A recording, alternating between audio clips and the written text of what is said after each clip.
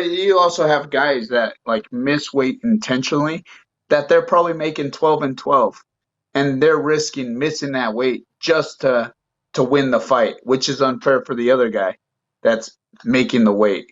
To make like what's 10-20% of 8,000, 10,000, it's nothing at the end of the day. But the guy has to fight because he still has to provide, you know what I mean? And He and didn't do all this camp for nothing. well, and this is the issue that I have is the fact that, as I say, for whatever, and you make a classic example. So it's 10,000, right? You lose 20-30% of your purse, which would be then $3,000, right? So for an extra $3,000, you're going to have that guy heavier, and I guess in this case as well, Tim was saying like Mike was sending him DMs like, with burgers and this and that, while Tim was there still trying to make that weight. And look, and I'm not having a knock at Mike on this one, because I do like Mike Perry. I like his act and everything. I really do enjoy what he brings to the table, but it just so happens he's the fighter that kind of let that one slip this week, right? But like, even after the fact, he was making jokes about, the fact that he now has to give up that percentage of the purse. It puts him in a different tax bracket. So he's like, it actually works out beneficial for him and stuff like that. And I just think, when fighters, as you say, they're willing to let the purse go, it doesn't really affect them that much. I just think, there should be a way that we put a halt to that, if that makes sense. Yeah. Yeah, me and Tim Elliott, we always sit down and talk about this. We're all like, why don't they penalize people for missing weight by taking a point off of the fight itself? Like if you miss weight, if you take the fight, instead they should do a percentage and they should do a point. So if you're going in there already losing the fight, like I think that's a big advantage for the guy that made weight, The guy's already losing. What's the thing that can happen if you're already down one? You lose 2 rounds, it's a draw. Yeah, Like, and it makes it fair. well, it doesn't make it fair though, because at the end of the day, the other guy is still bigger, right? So to me, the only problem I have with that, I kind of like the idea. Then yes, you go in with an advantage when it comes to the scoring system. My only issue with that is, how does it make it safer for the smaller guy? That point doesn't make it safer. Yes, it puts him up in the fight. It's the same thing with the financial gain. Yes, it puts him up in the purse. My only discrepancy with that is that I think that the fighter's safety should be paramount, right? And so therefore, you going in with one less point than me or whatever, how does that make it safer for the smaller It guy? doesn't. It's up to the fighter at the end of the day.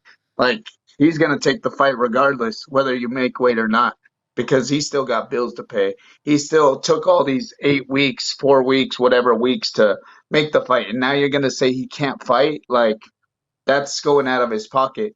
No, The only winner here is the UFC. I totally agree with you, and this is the problem, because you've got the fighter's mentality. The same thing as we just said with Anderson not wanting to hang it up, right? You've got the fighter's mentality. A fighter is going to fight, 100%. Got that. Yeah.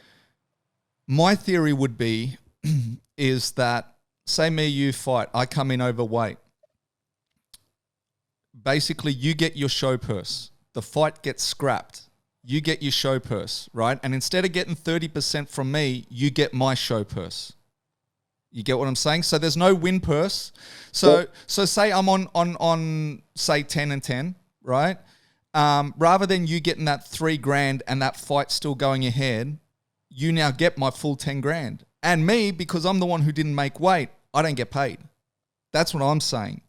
Right. And Yeah, but then there's the theory that, well, that's not fair because now he's not getting a single cent. But my point on that is, all you got to do is make weight. yeah. But also, it's like you don't know how much these guys are making. Some of the guys are making way less. So how does that benefit them if I'm making 10 and he's making 3 and I get 3 instead of my 10? You see what I'm saying? Yeah, but if you get 30%, right, you're going to get less than the 3 anyway. You get what I'm saying? Yeah. And you're putting yourself at risk. That's all I'm getting at. Yeah. So like, and on top of that, It could be on the flip side that you might be on 20 and you're fighting someone that's on 50 and 50, and all of a sudden you get a 50K bonus, right? So it works both ways in that sense. But all I'm saying it is, works both ways. all I'm saying is, for the guy that's done the right thing, it means that you basically get a bonus, you get paid, you don't get anything. Because the other thing is your record as well. Like, I mean, this week, obviously the fighter that made weight, which was Tim Means, got the win, but maybe not 9 times out of 10, 8 times out of 10. The guy that's heavier will usually win the fight. There's a statistic out there about that, right? Yeah. And so that's definitely true. So say you're on a 10 and 10, you lose, you only get 10. Now you get the 3,000 from him because he got fined 30%. You're on 13. Where my theory is you would get your show, his show, you'd be on 20, and you wouldn't have even had to fight. You don't have a loss against your record. You don't put your health at risk. Do you get what I'm saying? Like, yeah. And it is a gamble depending on who you're fighting. But I just feel the only one that loses out there is the one who didn't make weight, and they've only got themselves to blame. And if they don't want that to happen again, make weight. But most guys would want to fight, though. Truthfully, most guys would want to fight anyways, especially if they invested all that time into training. I get that. I'm just talking from a fighter's health perspective. It's the same as I would fight. I've had this debate 100 times over, right? About coaches not throwing in the towels, right? And then fighters saying, look, I've told the coaches it's not their right to throw in the towel. But at what point do you save a fighter from being a fighter? Yeah. That's true. Right? And if granted, you want to make weight, we can do it. Bro, I'll never fight you. Forget it. If anything, if I was to have another fight, I'd want you in my corner because, as I say, I put a lot of my last fight on you. You know, so let's do it. That's never going to be the case. But no, my whole thing is, as I said, like, to me, it's all about fighter safety. Yeah, and that's the first and foremost, you know, the safety. But it's like, at the end of the day, the fighter just wants to fight.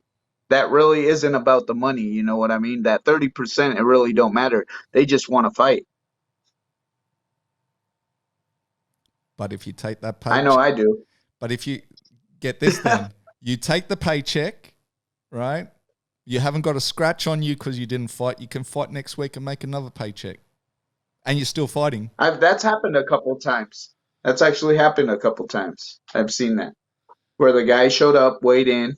Tim Elliott, when he fought in Canada, the guy didn't make weight. He was in the hospital. They're giving him an IV, and they ended up putting him on a card 2 weeks later. So he got paid for his show money for making weight and then fought 2 weeks later and got a bonus. There you go.